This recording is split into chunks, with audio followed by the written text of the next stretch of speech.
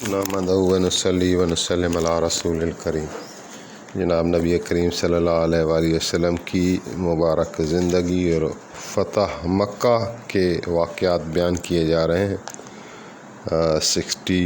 78 اقساط ہو چکی، آج ہم 79 نشست میں حاضر ہیں۔ حضرت سعد بن عبادہ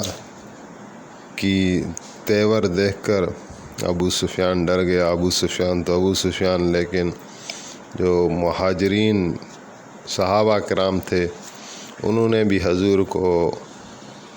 عرض کی تو پھر جھنڈا آپ نے ان کے بیٹے جناب قیس بن سعد کو دیا۔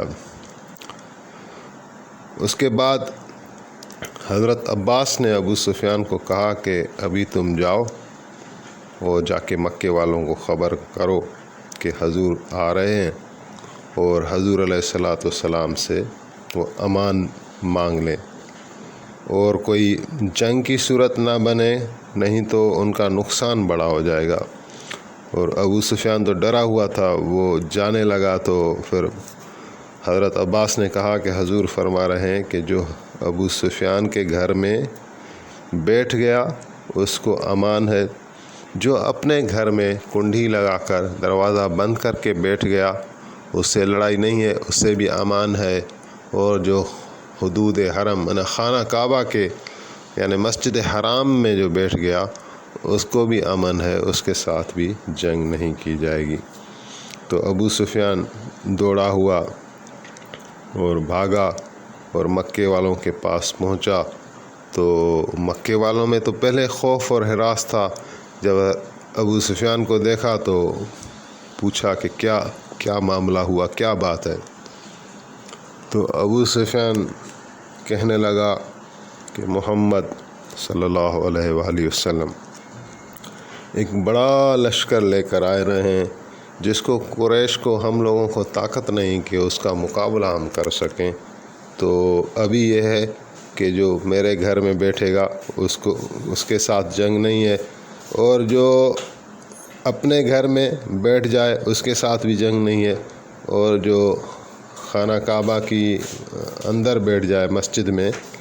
اس کے ساتھ بھی جنگ نہیں ہے، اور اس کو حضور نے امان دی ہے۔ تو اس کی ان باتوں سے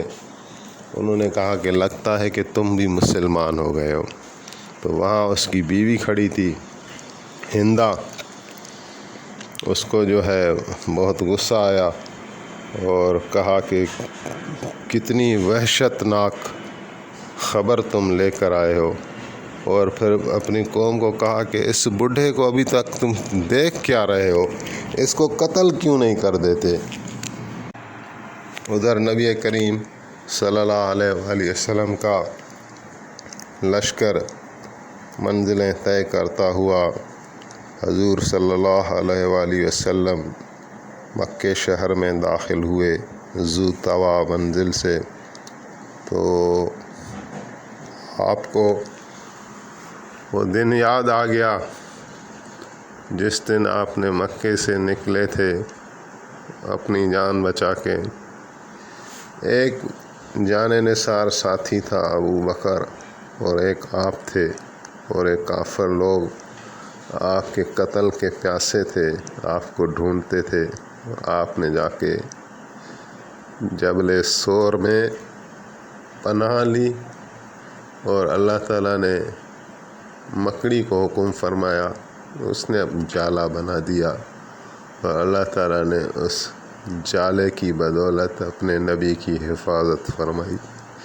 کتنی کمزور چیز ہے جالا، جس کی کوئی وقعت نہیں، لیکن اللہ تعالیٰ نے اس کے ذریعے سے اپنے محبوب کریم کی اور اس کے ساتھی جناب ابو بکر کی مدد فرمائی۔ اور کفار کا حال تو ہم دیکھتے آ رہے ہیں کہ وہ اپنے آپ کو قلعوں میں بند کر رہے تھے، اور بڑے بڑے لشکر تھے، لیکن اللہ تعالیٰ کی مدد اپنے نبی کے ساتھ تھی تو وہ بچ نہیں سکتے تھے، اور ان کے جتنے بھی حملے تھے اللہ تعالیٰ نے اپنے محبوب سے ٹال دیے۔ تو وہ دن آپ کو یاد آیا تو آپ نے اپنا سر مبارک سجدے میں کر دیا اور اللہ کی حمد و ثنا کرتے ہوئے آپ مکے میں داخل ہوئے۔ عام بادشاہ جو ہوتے ہیں دنیا کے اندر، جب ان کو کوئی غلبہ ملتا ہے، بادشاہی ملتی ہے، لشکر کشی کرتے ہیں، دشمنوں پر غلبہ پاتے ہیں، تو ان کے سر غرور اور سے بھر جاتے ہیں، سینے بہت چوڑے ہو جاتے ہیں، اور نبی کریم صلی اللہ علیہ وآلہ وسلم نے مختلف ادا دکھائی اور اخلاق کی اعلیٰ معیاروں کو اپنے مقام تک پہنچایا، بلند کیا، اور آپ جب فاتح اعظم کی حیثیت سے اسی شہر میں داخل ہوئے جس میں آپ کو ستایا گیا تھا، آپ پر پتھر برسائے گئے، آپ پر اوجھڑی پھینکی گئی، آپ سے لڑا گیا، آپ کو مارا گیا، آپ کی مذمت کی گئی، آپ کی بہت زور سے مخالفت کی گئی، آپ کو شیب ابی طالب میں 3 سال بند کر دیا گیا، یہ وہی شہر ہے، وہی لوگ ہیں۔ آج فاتح کی حیثیت سے داخل ہوئے تو سر مبارک سجدے میں رکھ دیا اور اتنا جھکا دیا کہ جو نیچے لوگ کھڑے تھے وہ بھی آپ کا مبارک چہرہ دیکھ نہیں سکتے تھے۔ اللہ تعالیٰ نے فرمایا کہ فَسَبِّحْ بِاسْمِ رَبِّكَ الْعَظِيمِ، آپ اللہ تعالیٰ کی حمد و ثنا کے ساتھ اس شہر میں داخل ہوئے۔ آپ نے اپنے سپہ سالاروں کو، حضرت زبیر بن عوام کو، حضرت خالد بن ولید کو، حضرت ابو عبیدہ بن جراح کو، ان کو الگ الگ ٹولے دیے ہوئے تھے اور الگ الگ شہر کی جگہیں بتائی ہوئی تھیں۔ انہوں نے پورے مکے کو گھیرا ہوا تھا، لیکن آپ صلی اللہ علیہ وآلہ وسلم نے ایک عام ہدایت دی کہ کسی کے ساتھ جنگ نہیں کرنی، اگر وہ لڑے اور شروعات کریں تو آپ جنگ کر سکتے ہیں، از خود جنگ نہیں کرنی، قتل و غارت نہیں کرنا۔ اس دن جو قریش کے کچھ جوان تھے کفار میں سے، اکرمہ ابن ابی جہل، صفوان بن امیہ، سہیل بن عمرو، انہوں نے اپنے طور پر لشکر تیار کر دیا اور بنو بکر اور بنو حارث کو اپنے ساتھ ملا لیا اور حضرت خالد کے مقابلے میں آ گئے۔ تو حضرت خالد بن ولید نے تلوار چلانی پڑی ان کو، تو دشمن کے کوئی 28 آدمی قتل ہوئے، اور اس میں بھی تعجب کی بات یہ ہے کہ 20 آدمی بنو بکر والوں کے قتل ہوئے، کیونکہ فتح مکہ کا آغاز یہاں سے ہوا تھا کہ بنو بکر اور بنو خزاع میں آپس میں جنگ لگی۔ بنو بکر والوں نے حضور کے جو حلیف تھے بنو خزاع کے قبیلے کے 20 افراد کو قتل کیا تھا، تو ابھی جو جنگ چھڑی تو 20 آدمی بنو بکر کے مارے گئے، یہ برابر ہو گئے، اور 8 بندے دوسرے بھی مارے گئے، وہ کسی اور قبائل سے تعلق تھا ان کا۔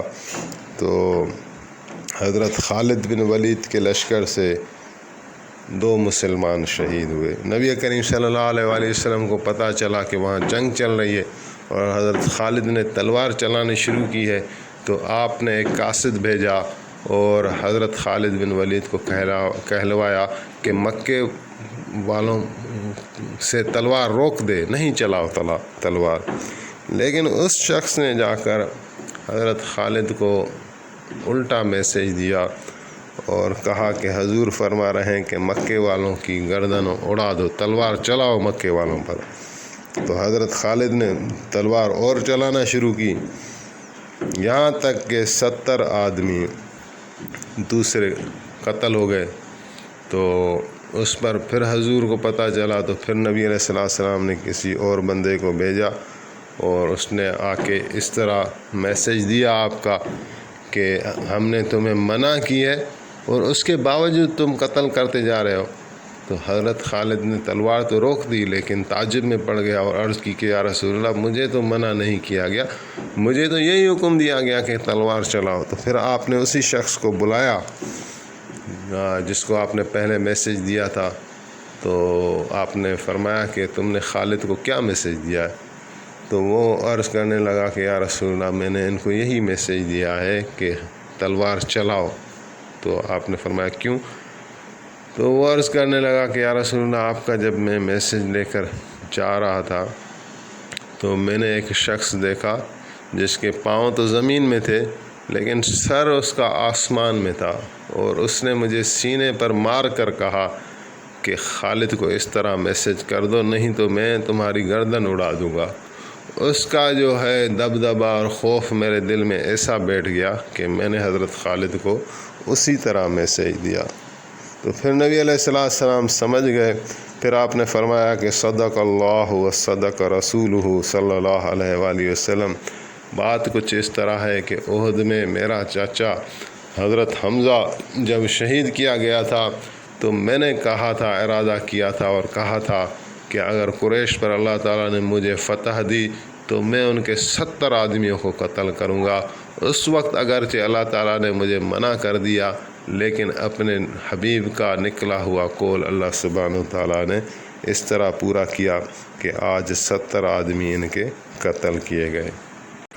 مشرکوں میں جب یہ حالت دیکھی تو بھاگنے لگے جبلوں کی طرف ادھر ادھر۔ تو ابو سفیان نے ان کو پکار کر کہا کہ کیوں بھاگ رہے ہو اور کیوں خود کو ذبح کرا رہے ہو، جب کہ تمہیں امان دی گئی ہے؟ اپنے گھروں میں بیٹھو یا میرے گھر میں آ جاؤ یا مسجد حرام میں چلے جاؤ۔ تو وہ لوگ تھوڑا پھر ٹھہر گئے۔ آخرکار آپ علیہ السلام نے ایک منزل پر پڑاؤ ڈالا تھا، تو وہاں حضرت علی کی بڑی بہن جو تھی حضرت بی بی ام ہانی رضی اللہ تعالی عنہا، انہوں نے آپ علیہ السلام کو پالا تھا، اور حضور کی پالنا میں ان کا بھی بڑا ہاتھ ہے، اور نبی علیہ السلام ان کے ساتھ بہت محبت کرتے تھے۔ اور آپ کو یاد ہوگا کہ معراج جب کی گئی تھی تو آپ حضرت بی بی ام ہانی کے گھر میں سو رہے تھے، اور وہاں جبرائیل امین آئے اور وہاں سے معراج ہوئی تھی۔ تو وہ بی بی صاحبہ حضور کی خدمت میں آئی، تو نبی کریم صلی اللہ علیہ وآلہ وسلم نے تازہ غسل فرمایا ہوا تھا اور اپنا جسم مبارک کپڑے سے جو ہے وہ سوکھ رہے تھے، تو سکھا رہے تھے،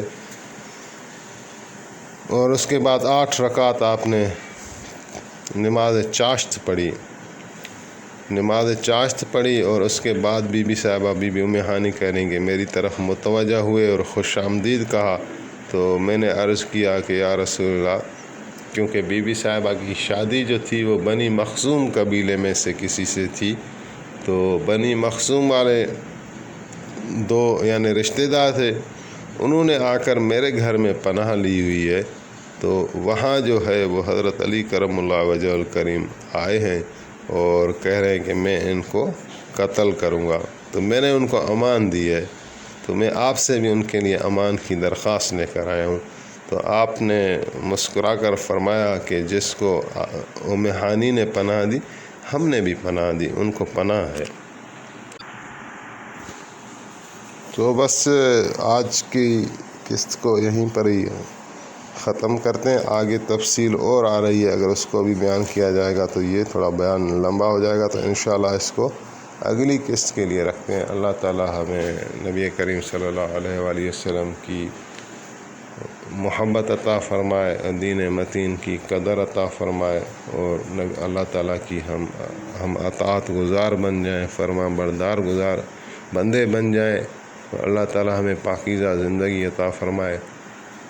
دنیا اور آخرت کی فلاح اور کامیابی اور عزت نبی کریم صلی اللہ علیہ وآلہ وسلم کی تابعداری میں ہے، اور حضور کریم صلی اللہ علیہ وآلہ وسلم کی شفقت اور شفاعت دنیا اور آخرت میں ہمیں نصیب فرمائے، آمین۔ وآخر دعوانا ان الحمد للہ رب العالمین۔